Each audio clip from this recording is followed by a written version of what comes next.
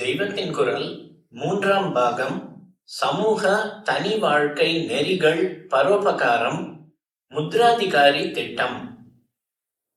ஒருத்தன் சரியானபடி சனாதன தர்மத்தை புரிந்து கொண்டு அனுஷ்டித்து காட்டினால் அவனுடைய ஆச்சாரம், அனுஷ்டானம், விரதம், சம்பாத்தியம் முதலான எதுவுமே தன்னலனுக்காக இல்லை.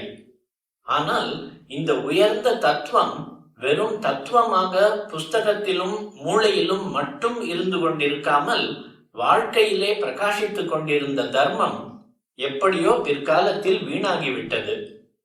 இதை மறுபடி புத்துயிரூட்ட வேண்டும். இந்த உத்தேசத்தோடு தான் 1940 முத்ராதிகாரிகள் என்று தஞ்சாவூர் ஜில்லாவில் அநேகமாக எல்லா கிராமங்களிலும் நம் மட்டத்திலேயே ஒவ்வொருத்தருக்கு அதிகாரம் தந்து அவர் முயற்சியில் ஜனங்கள் எல்லோரும் ஒன்று சேர்ந்து பொது நல பணிகள் செய்ய ஏற்பாடு செய்தோம்.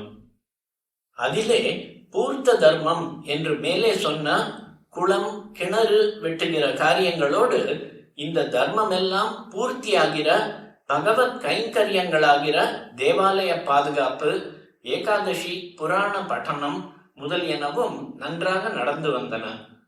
கோயில் கோபுரங்களிலும் மண்டபங்களிலும் முளைத்திருக்கும் மரம் செடிகளை பிடுங்குவது, பிராகாரத்தில் நெடுஞ்சி முள் முதலானதுகளை அப்புறப்படுத்துவது முதலான காரியங்கள் தேவாலய பாதுகாப்பாக செய்யப்பட்டன.